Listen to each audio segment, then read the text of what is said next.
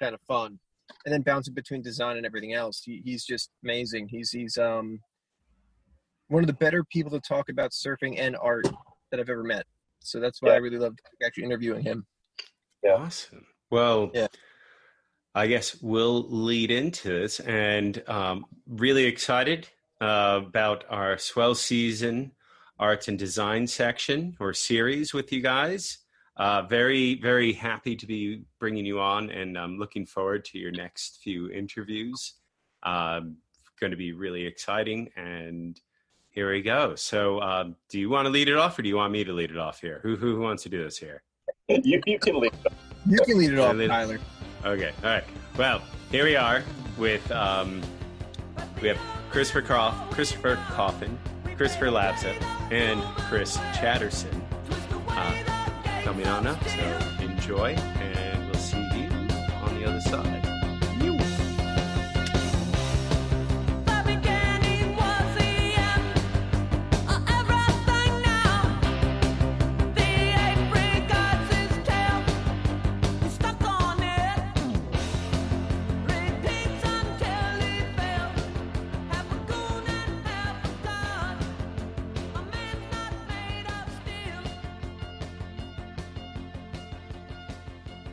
Well,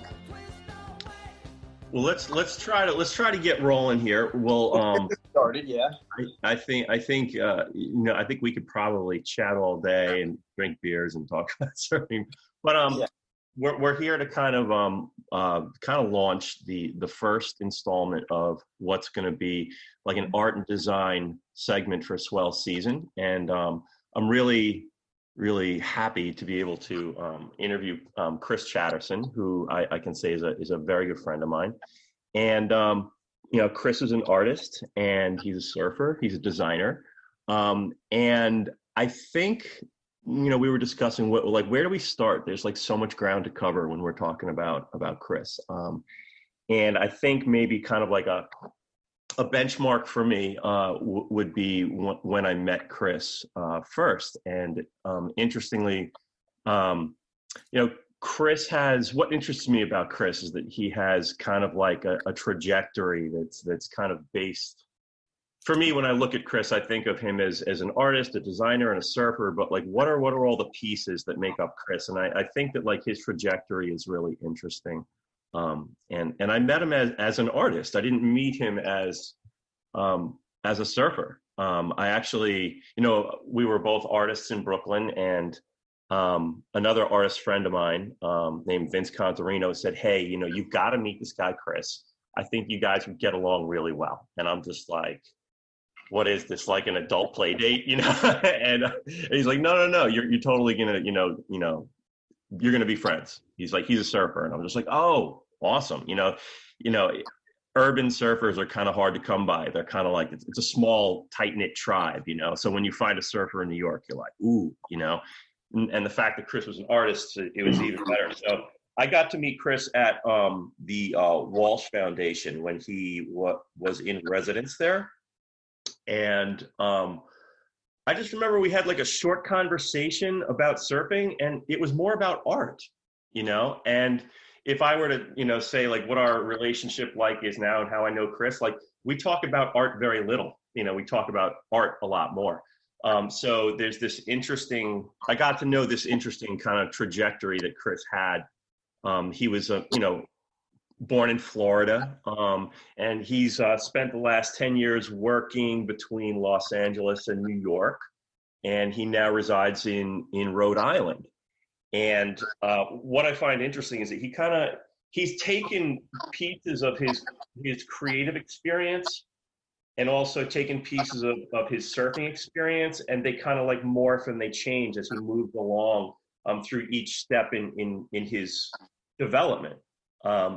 So I guess maybe we might want to start from the beginning and just kind of ask a very basic question that I think all of us as surfers and all of us as creative people, we can pretty much narrow in on these specific points in our youth when we were impacted by somebody who made us realize that we wanted to surf or we wanted to be artists. So I guess, knowing Kris, I know that he grew up in Florida. I just wanted to ask Kris, how were you exposed to surfing? How old were you? How did that start? Well, my uncle surfs, and he grew up surfing in Florida. And when I was very young, I want to say like 5 or 6, I think he would have been, I think he was just coming out of college and had met his, now my aunt, but I think what at the time was his girlfriend. And then on my grandparents' front porch, he would leave his surfboard. And when we'd come over to visit my grandparents, it'd be sitting there. And I was like, what is this? It's so different than everything else, around. I understood it was a surfboard, because surfing is so prevalent in pop culture. But to actually see one is very different than, seeing one on TV or seeing one in a photograph. And seeing the wax, dirty wax and the fin and all of that. And I just remembered it's like weird object. And then years later, when I was about 12, my family, when I was very young, we spent about 2 years living in Washington State, like in the middle of nowhere, like literally in a forest with like nobody around. Eventually we came back. When we came back, I was about 12. And while I came back with my father, and when my mom and my brothers were on their way back east, I went to the beach with my grandparents and my aunt and uncle and my little cousins. And my uncle brought his surfboard. And, I grew up bodyboarding, boogie boarding. It's just what you did. We went to the beach all the time. If it wasn't a beach, it was a lake. Florida has a lot of natural springs. We'd go to the springs. But on this day, it was like a small, like wind swell day at the beach in Florida. And my uncle says, "Hey, you want to try the surfboard?" I was like, "Yeah, well, let's do it." So he paddled me out and, kind of showed me a little bit of what to do. And the first few waves, of course, you pearl and you get tossed around, and it's like, yeah, just be careful. Like, push it away if you get knocked off, like try not to get hit. All right. Finally, stood up, and that feeling of just gliding across the surface of the water was it. It was so intoxicating that from that moment, I wanted a surfboard, and I kept asking for one. And finally, when I was 14, I got one. Right. But between that time, my uncle had boards, and they had a beach house. He was like, anytime, just take one. It's fine. So I had them available whenever we were at the beach, which was often. Were you that kid who would like pester their parents nonstop just to bring you down to the beach? Did you ever ditch school to go surfing? Yeah, actually, yeah. But I have cool parents, so my dad every now and again would be like, "I'm gonna pick you up early from school. We'll go to the beach." All right. Yeah. That's fantastic. Not many parents would do that. What part of Florida was this? So I was born in Orlando, and then we grew up kind of around in the suburbs of Orlando. So the beach, early on, the beaches we'd go to were like Cocoa Beach. Like, right. I remember Ron John's before it was Ron John's like it is now, like before it was a big mall, like when it was still a little shack on the beach. Like I remember we would rent boogie boards from there. But eventually my uncle and my grandfather bought a small beach house, like 2 blocks away from the beach in New Smyrna. And that's just where we went because we had a place to go. And in the winter, they would rent it out to Canadians. And in the summer, that's just where we went. That's how we spent our summers, was going back and forth. And from where we lived in Apopka for a little while, then we lived in Sanford for a little while. And then eventually we moved to this really, really, really small agricultural town called Osteen, which is just outside of Deltona. And it's about 30 minutes to New Smyrna. So it was just no a no-brainer to go have a place to crash. There was a shower outside. There was a little like kind of like a laundry room / surfboard storage room. You could, change in and out of your bathing suit and that kind of thing. So like during that time, like I remember like in high school when I was getting into like skateboarding and surfing, and it seemed like all of my friends were also like, drawing, stuff in their notebook. They were tagging things. They were, we're making flip books in our social studies notebook of like, guys in the curl and stuff like that. We were just like creative, and we were in the water, and that was where I found my little clique. At what point in this kind of like development as a surfer did you kind of like realize that you had this like creative vein that you wanted to explore possibly? So with the creative and the art thing, there's moments where like later in life where it was like really, I had to like kind of just be honest with myself as to like who I was, but I just always was creative. It was never something that had to be coaxed out of me, or it was always drawing, always building things, always making things, just always happened. I have very early memories of just sitting out on my parents' front porch with watercolors, just, rolling through a sketchbook as fast as I could, just making paintings. Right.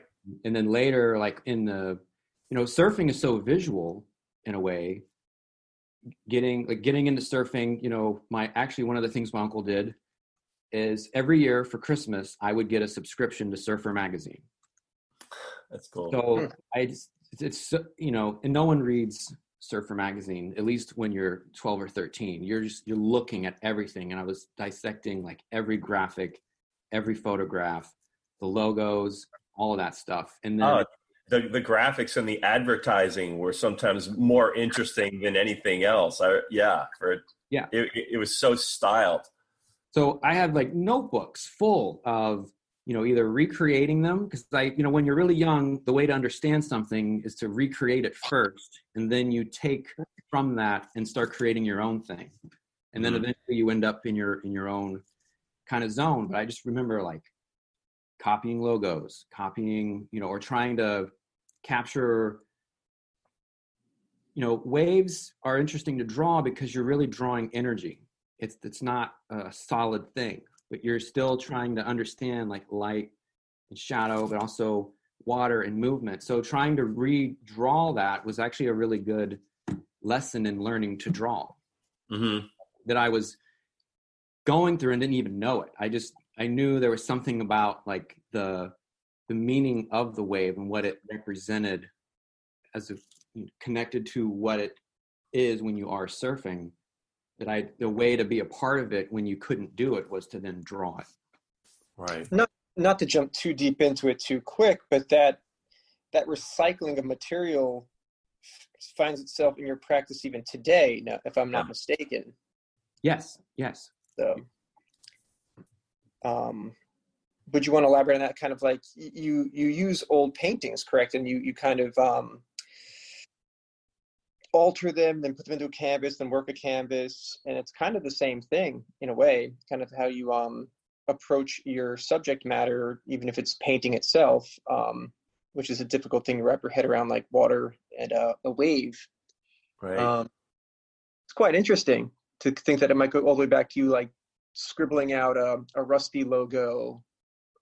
That's fun. So I was gonna say like, so I'm thinking like, these formative years that you've had as like as a young surfer and as an art student. I mean, it kind of led you to art school, at Ringling, and then you were also you got your MFA at Claremont, right? Yeah. So funny enough, the time I spent in California, I did no surfing. This is interesting. I love this. Yeah, please elaborate on this, because it's like you almost kind of you put your surfing on pause for a good amount of time. right? Yeah, and purposely so.